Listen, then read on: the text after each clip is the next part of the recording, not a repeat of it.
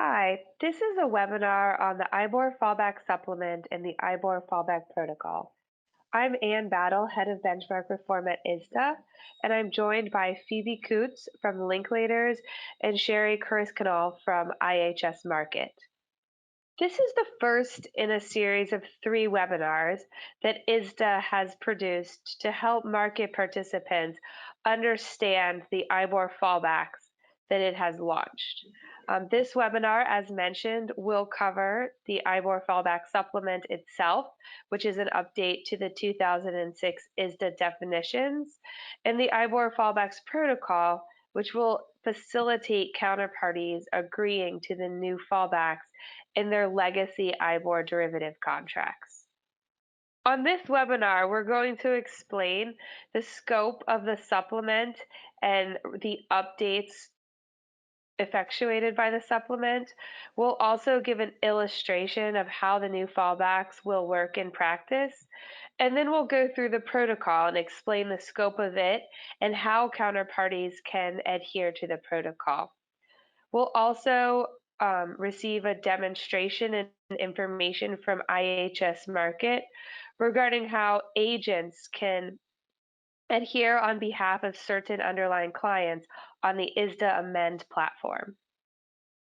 So I'm not going to spend a whole lot of time on this because the second webinar in this series is going to go into detail regarding the specifics of the fallback rates.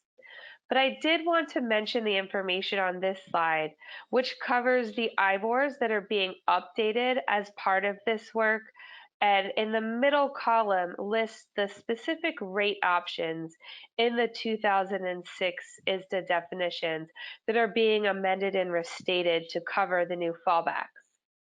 So in the column on the far right, you'll see the underlying risk-free rate that makes up the fallback rates. And so, as we'll explain shortly and in detail on the second webinar in this series, these risk-free rates will be subject to several adjustments to make them more appropriate as fallbacks to the IBORs listed in the middle column. I also want to point your attention to the bottom 2 rows in this table. ISDA is also updating the rate options for SOAR and THB fix. In those cases, those are rate options that use US dollar LIBOR as an input. So the fallbacks being implemented are not to an adjusted version of the risk-free rate published by Bloomberg, but are instead to an adjusted version of SOAR and THB fix, respectively, that will be produced by the administrators of those rates using the fallback for US dollar LIBOR or an adjusted version of SOFR instead of US dollar LIBOR. So this slide gives background information on the adjustments that will apply to the risk-free rates. So ISDA has conducted several years worth of market-wide consultations to determine how the risk-free rates should be adjusted.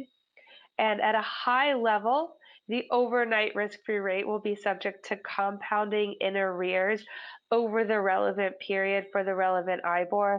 So for example, if you have a fallback for 3-month US dollar LIBOR, the fallback rate that references SOFR will involve compounding SOFR over that 3-month period.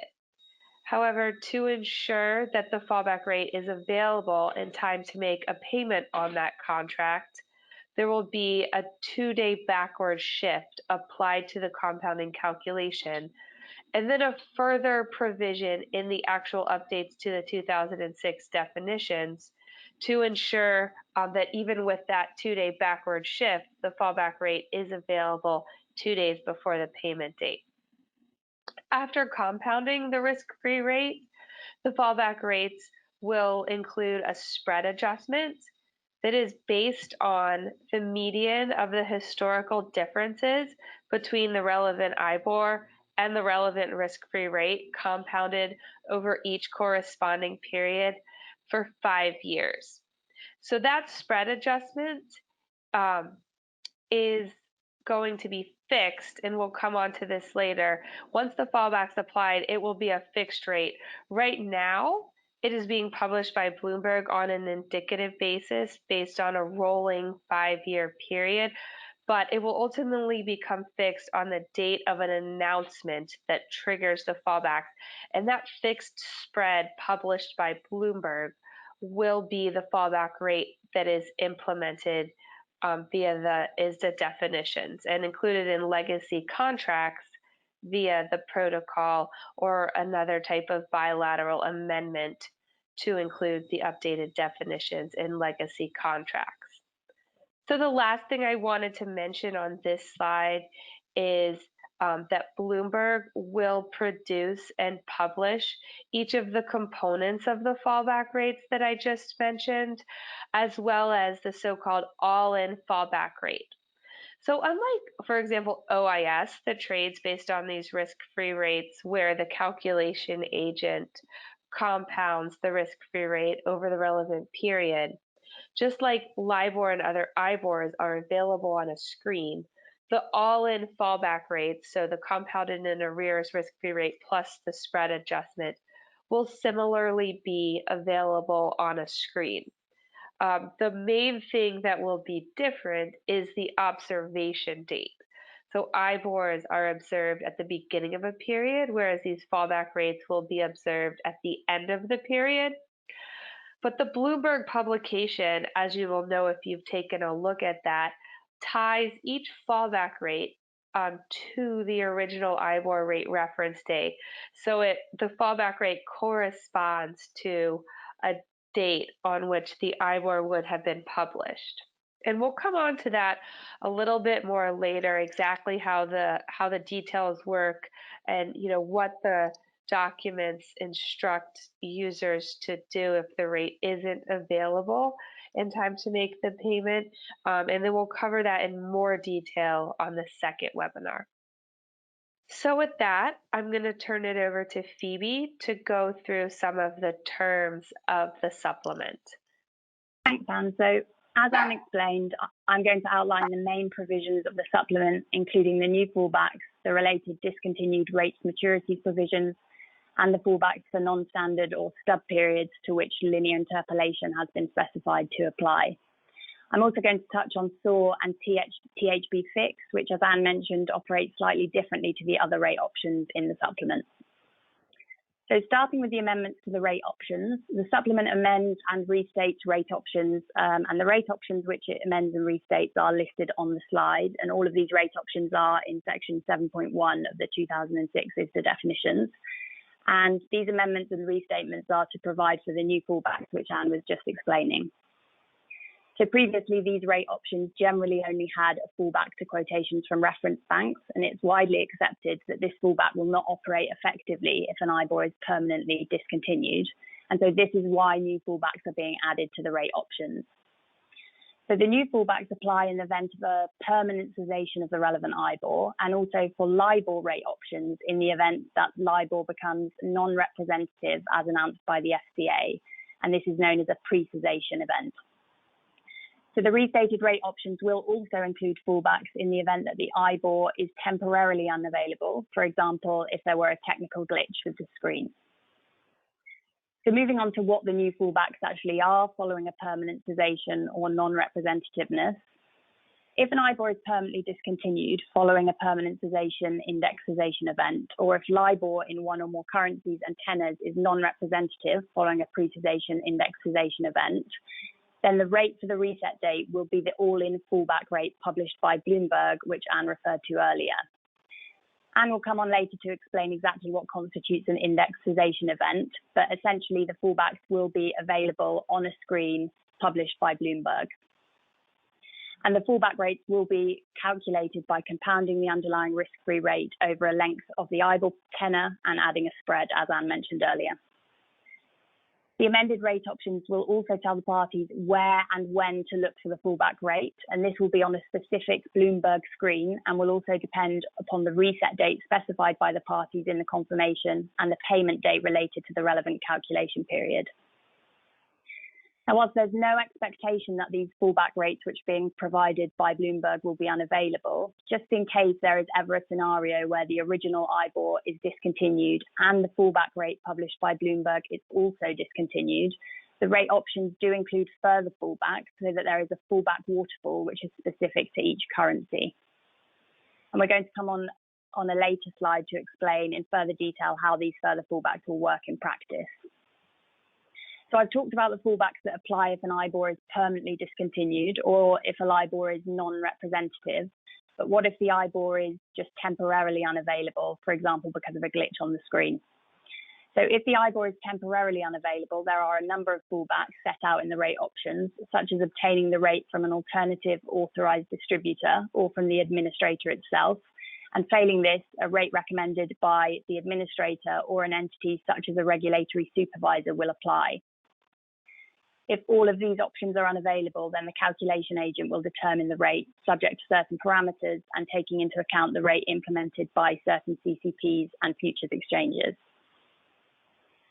Moving on to the discontinued rates maturities provisions, as many of you will know, ISDA published a protocol in 2013 called the Discontinued Rates Maturities Protocol. This protocol deals with a scenario where a tenor for a particular rate is discontinued. The supplement to the 2006 ISDA definitions includes a new section 8.5 and 8.6, which effectively implements these discontinued rates maturities provisions. However, these discontinued rates maturity provisions have been amended slightly so as to build in the pre-cessation trigger for LIBOR, which obviously wasn't contemplated in 2013 when the original discontinued rates maturity protocol was released. So how do these discontinued rates maturities or DRM provisions work, and how do they interact with the provisions of the rate options? So the DRM provisions will apply if the rate for a reset date is to be determined by reference to a discontinued tenor, or if LIBOR is the relevant rate option, a non-representative tenor, and if at least two other tenors have not been permanently discontinued and are not non-representative. So assuming that those two other tenors exist, one of them needs to be longer than the length of the original tenor reference, which is referred to as the designated maturity in the 2006 definitions, and one of those remaining tenors needs to be shorter than the length of the designated maturity. And if you have those two tenors, one which is shorter and one which is longer than the designated maturity, then the rate will be calculated by interpolating between the next shorter tenor and the next longer tenor. So what this effectively means is that the rate will still be based on the IBOR. It will not be based on the fallbacks published by Bloomberg, but it will be an interpolated rate rather than the tenor that was originally specified in the confirmation. And then the DRM provisions also deal with a scenario where there is no longer tenors or there are no shorter tenors, such that interpolation cannot be used. And in this scenario, an indexation effective date will be deemed to occur. And Anne will come on later to explain exactly what an indexation effective date is. And once that indexation effective date is deemed to occur, the fallback to the Bloomberg fallback rate will apply. So just to take an example, if 3 months is the designated maturity and if 3 months LIBOR is discontinued, but 2 months LIBOR and 6 months LIBOR are still available and are not non-representative, then the rate for the reset date will be determined by interpolating between 2 months LIBOR and 6 months LIBOR. And then if at a later stage, 6 months LIBOR and 12 months LIBOR are also discontinued so that there are no longer tenors remaining, then the fallbacks to the Bloomberg fallback rate will apply. It's also just worth mentioning that the DRM provisions do not apply to SOR and THB fix. The reason for this is because SOR and THB fix are calculated by reference to US dollar LIBOR, as Anne mentioned earlier. And ABS, which publishes SOR, and Bank of Thailand, which publishes THB fix, will actually interpolate between remaining USD LIBOR tenors and publish SOR or THB fix based on these interpolated USD LIBOR tenors, so it will not be necessary for the parties to do that themselves. So moving on to slide 6, the next part of the supplement which I want to discuss is the fallbacks that apply for calculation periods to which linear interpolation has been specified to apply. Section 8.3 of the 2006 ISDA definitions already provides that parties can specify linear interpolation to apply. And if they do that, then the rate for the reset date is calculated by interpolation between a rate for the tenor which is next shorter than the length of the calculation period and a rate for the tenor which is next longer than the length of the calculation period. Or alternatively, the parties can agree which two tenors should be interpolated in order to come up with a rate. And this is all already in the 2006 ISDA definitions and is often used by parties for stub periods or other non-standard periods. However, if one of those agreed tenors and all shorter or all longer tenors are discontinued, or for LIBOR, if those tenors are non-representative, then it will not be possible to interpolate tenors to come up with a rate, either under Section 8.3 or under the DRM provisions, which I just described earlier. So Section 7.9, which is introduced to the 2006 ISDA definitions via the IBOR fallback supplement, includes a formula which provides for the underlying risk-free rate to be compounded over the length of the calculation period, which is backward shifted by 2 business days so that the rate is known in advance of the payment date, and a spread is then added. So the spread which is added will depend on the circumstances.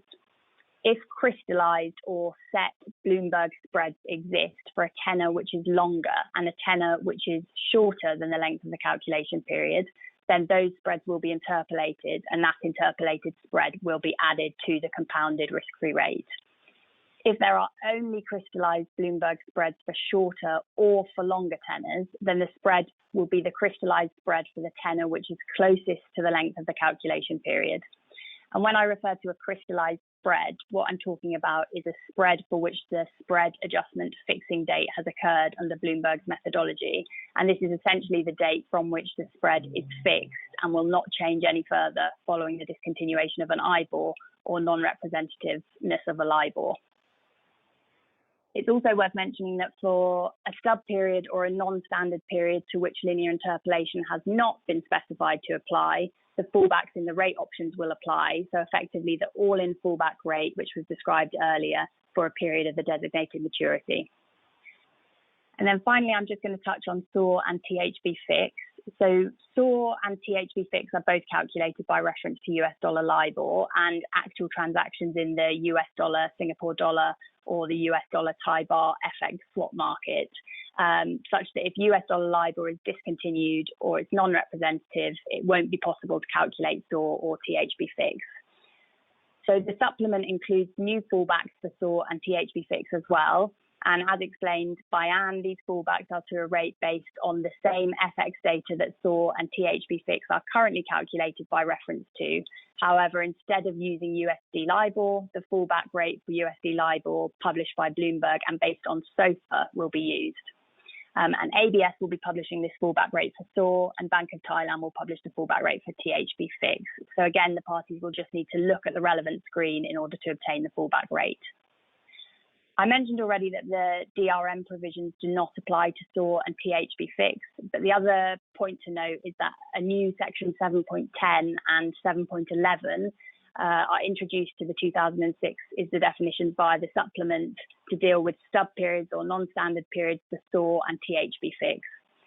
7.10 focuses on those derivatives to which, those calculation periods to which linear interpolation applies, and section 7.11 focuses on those to which linear interpolation does not apply. So Anne is now going to speak in more detail about the fallback triggers and some examples of how the fallbacks work in practice. Thanks, Phoebe. So this slide gives a high-level overview of the 2 terms that are critical to understanding when the fallbacks will apply under the updated definitions. So the first term is index cessation event, and that's the date on which the public receives information that an IBOR is or will be permanently discontinued, or in the case of LIBOR in the 5 currencies in which it's published, the date on which LIBOR will no longer be representativeness, and that representativeness will not be restored. In the case of an announcement that occurs before the relevant event, the index cessation effective date is the date after which the fallbacks apply. So index cessation event in the legal language has 3 prongs for LIBOR and the same first 2 prongs for all of the other IBORs. The first 2 prongs deal with a cessation and speak specifically to public information from the administrator of the relevant IBOR or a supervisor or other entity with authority over that administrator. So in the case of LIBOR in all 5 currencies, for example, ICE Benchmark Administration or IBA is the administrator that could make an announcement regarding cessation, and the UK FCA is the supervisor that could make an announcement regarding cessation.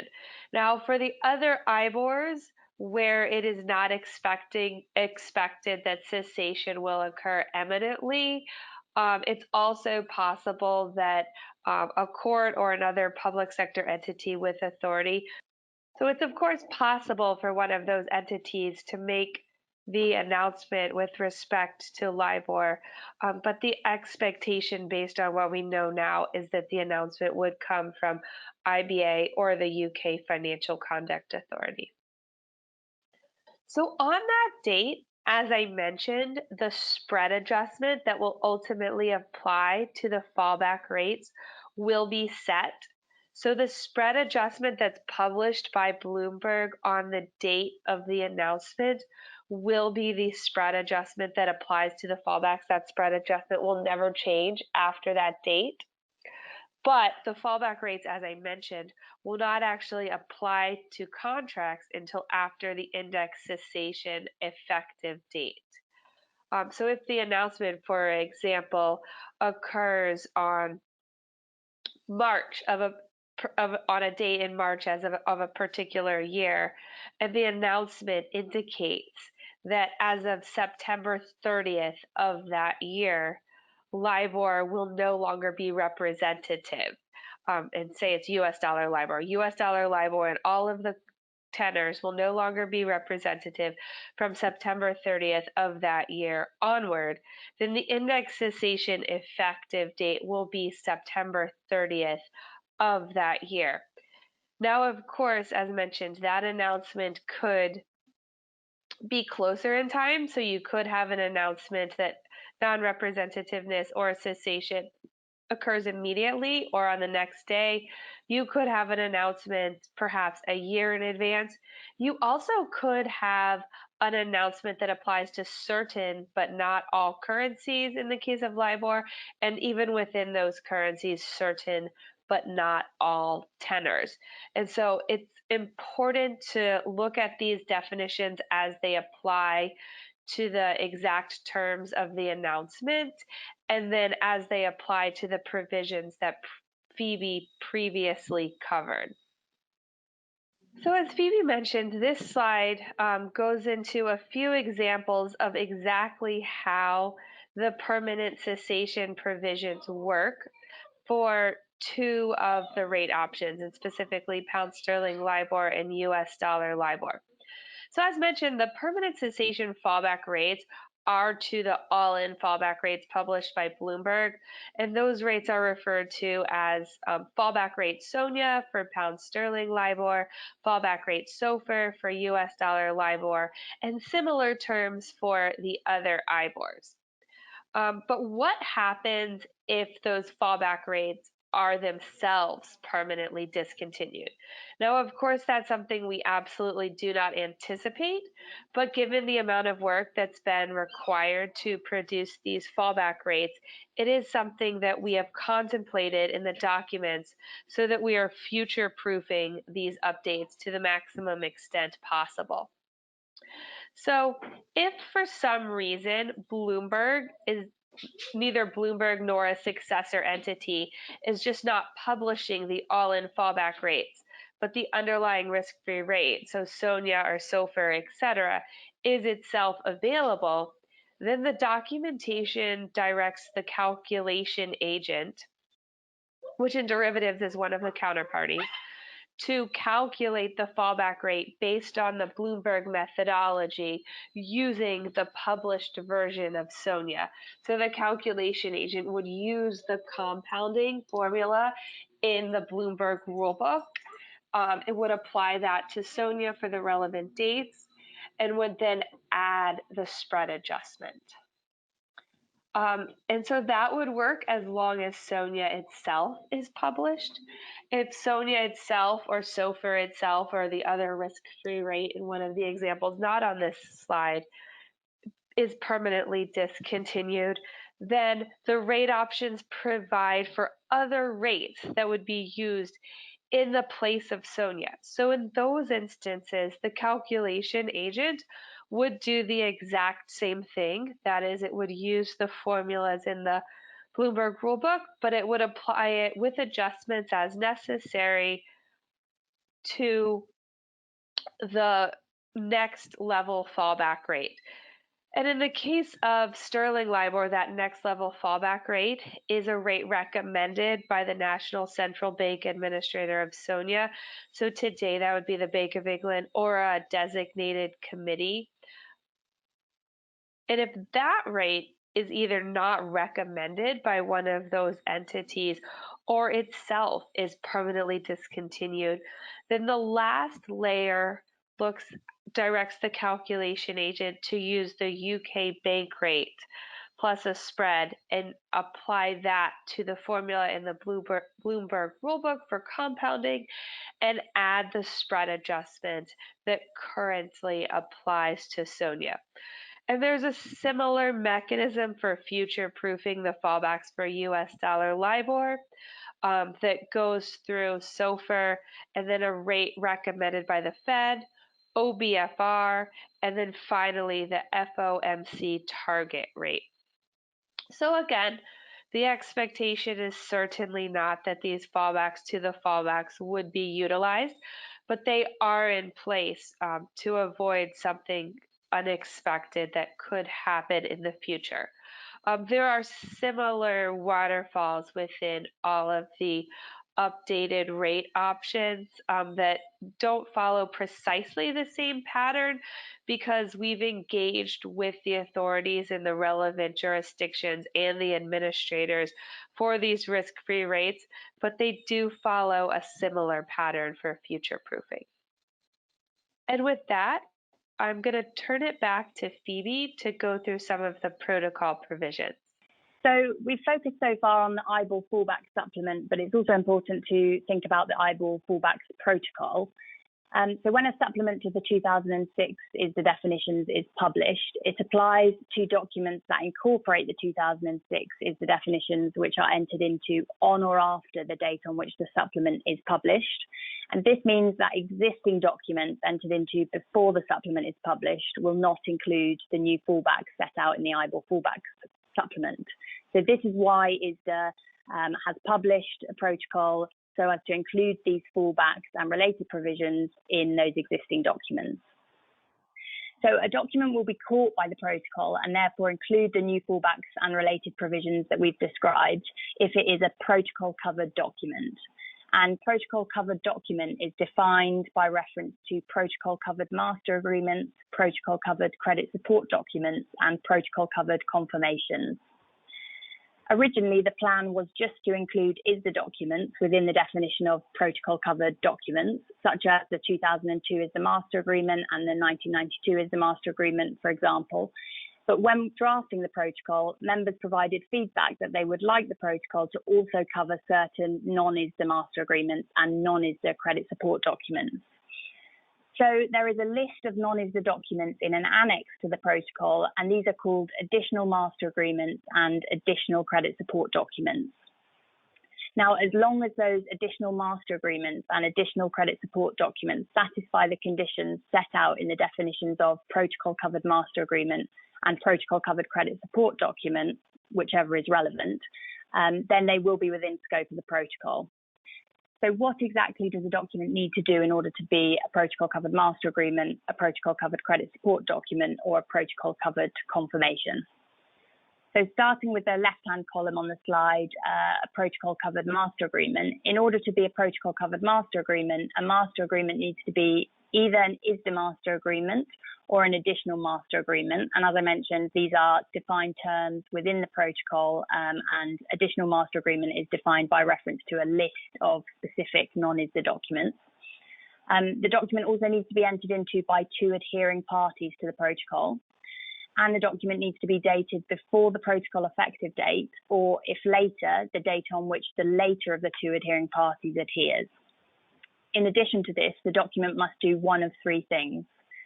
It must either incorporate a covered ISDA definitions booklet, and a covered ISDA definitions booklet is the 2006 ISDA definitions, the 2000 ISDA definitions, the 1998 Euro definitions, the 1998 supplement to the 1991 definitions, and the 1991 definitions, each of those as published by ISDA.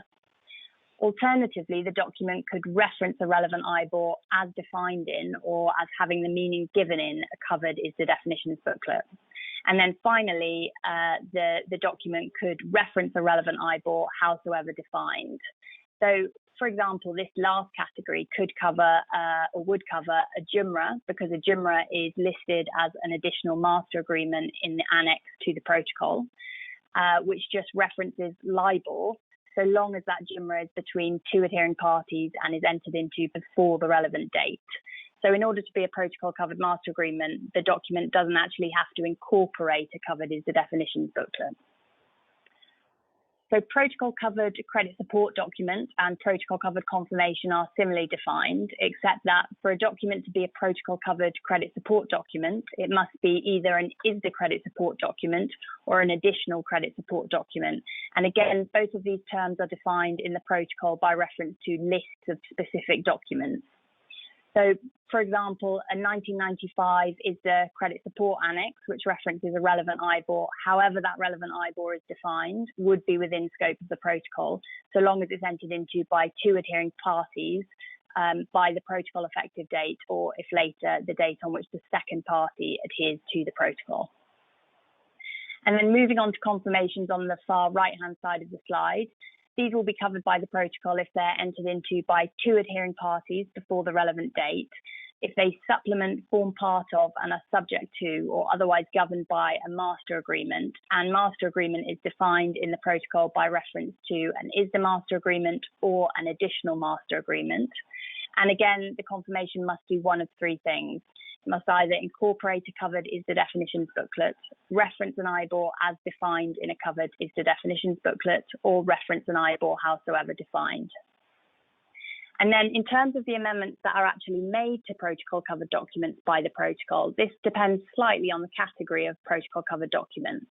So if the protocol covered document incorporates a covered ISDA definitions booklet or references a term as defined in a covered ISDA definitions booklet, then the effect of the protocol is to incorporate the terms of the IBOR fallback supplement.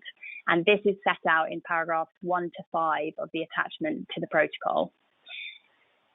If the protocol covered document references a relevant IBOR howsoever defined, then paragraph 6 of the attachment to the protocol applies.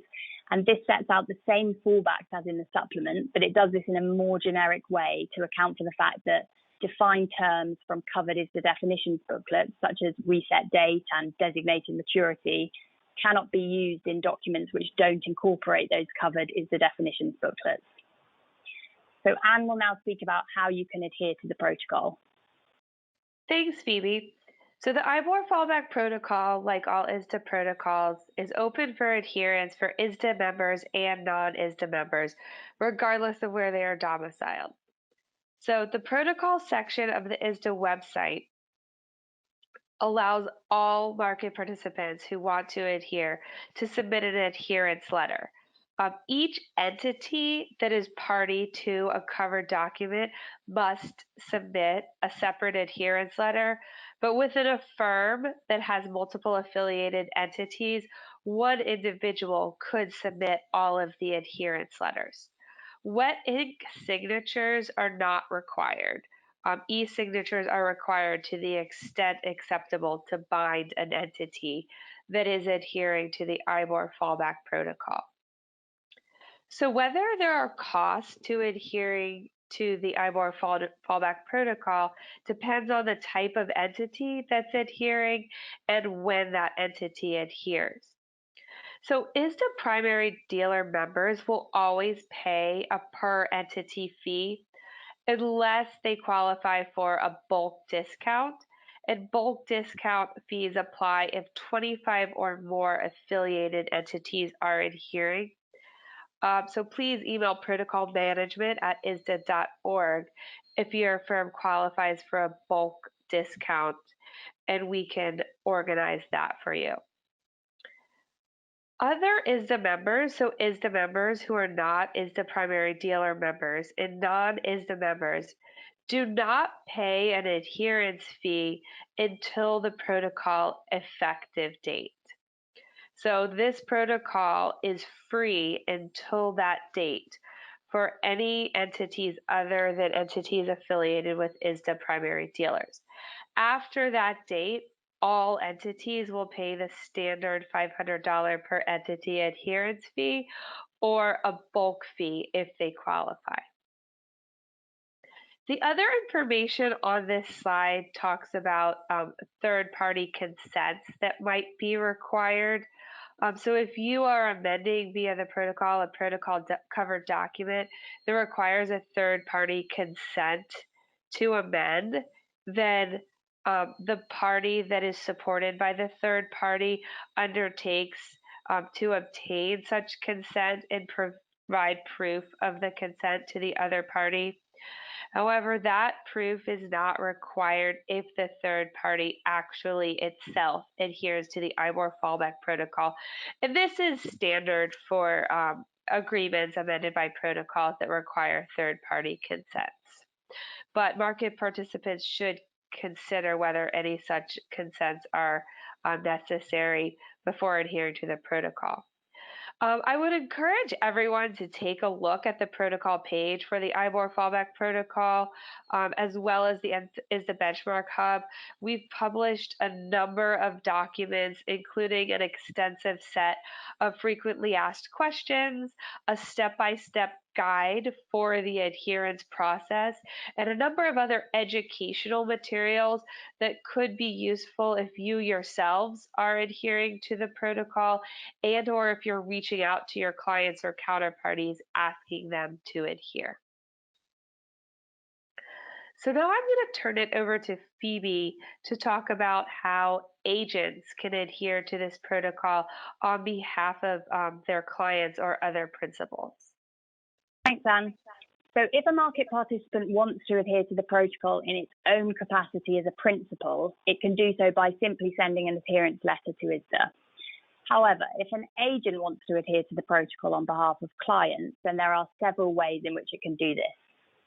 Firstly, the agent could adhere on behalf of all of its clients, and if it does this, it will not have to identify any of its clients. Secondly, the agent could adhere on behalf of certain identified clients only, and if it does this, it will need to identify those clients via a platform such as ISDA Amend, including those clients' LEIs. And then finally, the agent can choose to adhere on behalf of all of its clients except for identified excluded clients, in which case it must identify those excluded clients, including their LEIs, via a platform such as ISDA Amend. So the agent will also need to make an election in its adherence letter regarding the type of documents it wants to amend on behalf of clients. If the agent elects for what is known as option 1 under the protocol, it will be electing to amend all protocol-covered documents into which the agent entered on behalf of covered clients. And which clients are covered clients will depend on the approach chosen for adherence by the agent, which I just described. Now, secondly, if the agent opts for option 2 in its adherence letter instead of option 1, then in addition to those documents that it would be electing to amend if it chose for option 1, the agent will also be electing to amend non-agent executed protocol covered documents. And these are documents that the agent did not enter into on behalf of the client, but which they otherwise have the authority from the client to amend. Now, if the agent elects for option 2, then in relation to those non-agent executed protocol covered documents, it must do two things. firstly, it must identify those clients on whose behalf it wants to amend such documents via a platform such as ISDA Amend. This is regardless of the general adherence approach that it takes, which I described at the beginning of this slide.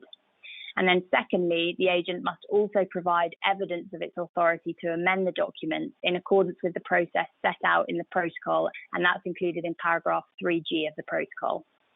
So only when this has been done will that non-agent executed protocol covered document be amended by the protocol, and that's assuming that the counterparty is also an adhering party. So finally, just to note that if a client adheres to the protocol in its own capacity, then all protocol covered documents with other adhering parties will be covered by the protocol, regardless of whether the client entered into that document itself or through an agent, and regardless of whether the agent also adheres to the protocol as well. I'm now going to pass over to Sherry, who's going to run through the adherence mechanics on ISDA Amend. Thanks, Phoebe. As an introduction to ISDA Amend, ISDA Amend sits within the broader Counterparty Manager platform within the regulatory and compliance solutions at IHS Markit, which also includes onboarding, tax, KYC, and outreach solutions. ISDA Amend is the regulatory hub, which has been a collaboration between ISDA and IHS Markit since the early days of Dodd-Frank in 2012. Within the community of ISDA Amend, this diagram just shows you the various modules that exist on ISDA Amend, starting from Dodd-Frank all the way to IMIR refit, the self-disclosure letters, and now the ISDA fallback protocol.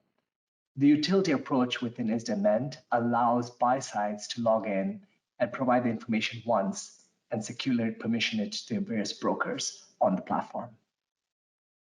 As a quick look on the roadmap of 2020, IHS Markit has continued to support ISDA Amend and ISDA as we've had new items come into the market between the mass risk mitigation letter in Singapore in February 2020, the expanded initial margin self-disclosure letter in April, now with the ISDA fallback protocol. We've also done some additional improvements to the US state protocol, and towards the end of the year, we'll be bringing in the Brazil self-disclosure letter onto the platform. Finally, before I get into the demo, I just wanted to talk a little bit about the design language and the user experience within ISDA Amend. The whole philosophy of ISDA Amend is let's get the user into the platform, complete the work item really quickly, and then move on with their workday.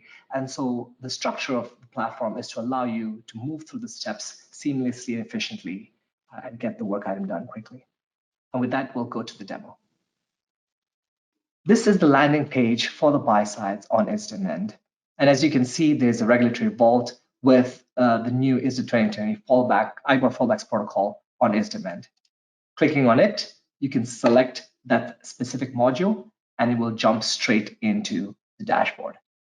As Phoebe had mentioned, the approach chosen for the adherence or adherence by the agent is what determines whether or not you would have a work item on ISDA Amend. Specifically, an agent who wants to adhere on behalf of certain funds or on behalf of all except certain funds for option 1, as well as whether or not the agent defines that they are selecting option 2 and wants to define those principles. To start with, all you need to do is click on the Add Information button here, and it will bring you into a step-by-step process. You can search for the agent in question. In this case, I'll select this investment management company. And then you'll bring in your adherence ID that you received after you've adhered to the protocol on ISDA.org. Once you do that, we will pull in the information directly on the adhering entity, as well as the adherence type, in this case, on behalf of certain funds, as well as whether or not your adherence allows for option 2. When you go next, then you get to select an entity list. So this is a list of your entities that you want to include as part of this adherence. You can create a new list. And here you'll see the list of your entities that are available for the selection. Right here, as you can see from the top, we are specifically looking at option 1. So this is where you're positively applying your adherence to your covered agreements. I'll select these 2 entities. And then I'll name the list.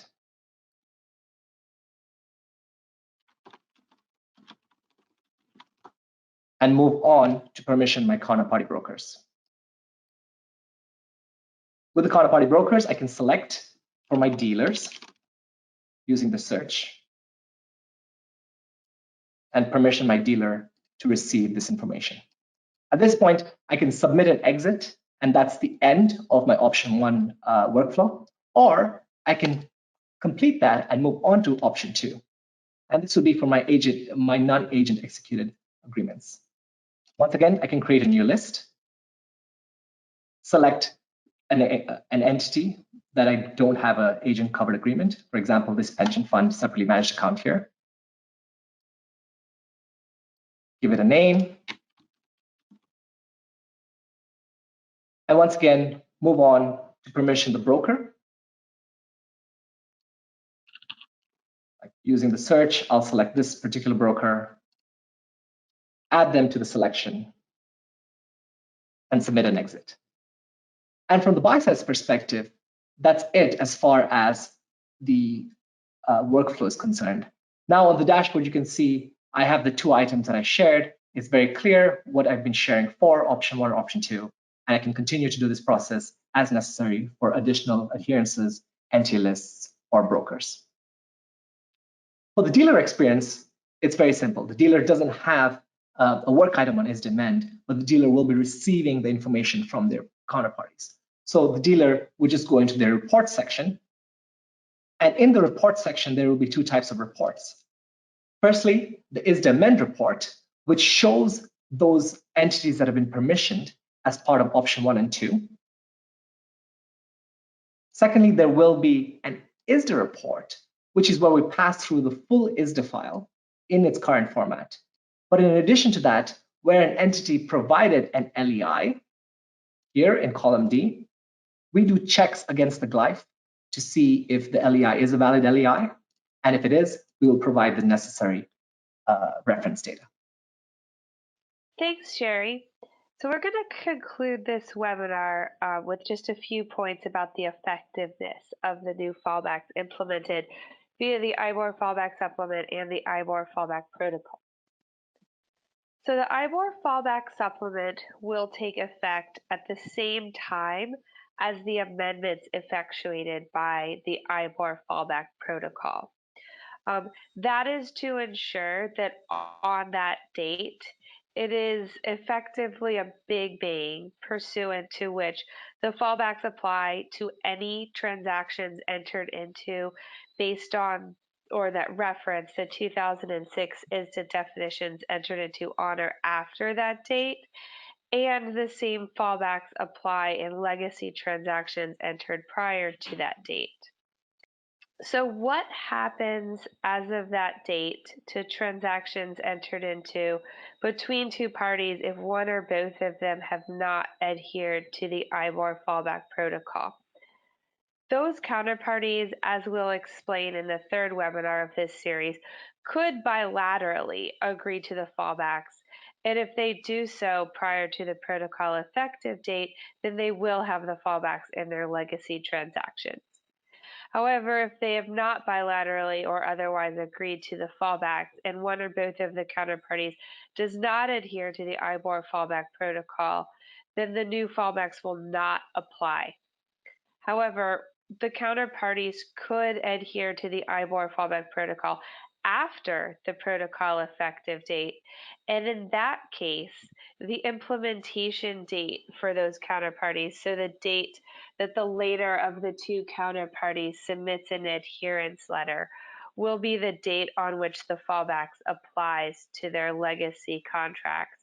And that subsequent adherence will result in the fallbacks applying to any transactions entered into between the 2 counterparties prior to the second adherence date. So those transactions, if they themselves incorporated the terms of the 2006 ISDA definitions, would have already had the fallbacks because the supplement would have taken effect. But in the event they didn't, they would have been picked up because the second counterparty had not yet adhered. So this implementation date is also slightly different if an agent is adhering and has to provide information about the identities of its underlying clients and underlying funds. So if that is applicable to you and or your counterparty, I would encourage you to take a look at the provisions of the IBOR fallback protocol to determine when the amendments implementing the fallbacks take effect. Otherwise, the effectiveness will be as of the protocol effective date or as of the later date on which the second counterparty adheres. So if two counterparties adhere prior to the protocol effective date, the amendments won't take effect yet, but they could continue to transact up until the protocol effective date. And then as of the protocol effective date, the fallbacks implemented via the protocol will apply to all of those transactions entered into prior to the protocol effective date. And then assuming they enter into future transactions that reference the 2006 ISDA definitions, those transactions will have the fallback. If after the protocol effective date, two counterparties that had adhered prior to the protocol effective date enter into an IBOR transaction that does not reference the 2006 ISDA definitions, they will have to separately agree to the new fallback. And as we cover in the third webinar of this series, ISDA has produced language that they could use to do so. As far as how will entities know whether their counterparties have adhered to the ISDA fallback protocol, ISDA will publish a list of adhering parties on its website and will update that list on a daily basis. So the information about adhering parties will be publicly available to all entities to view. So this concludes this webinar, which as mentioned is the first in a series of 3 webinars. If you would like more information or to adhere to the IBOR fallback protocol, I would encourage you to visit the protocol page.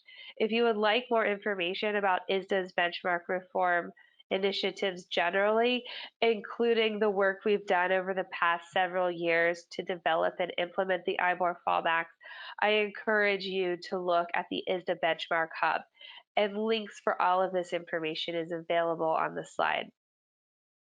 Thank you, everyone, and thank you to Phoebe and Sherry.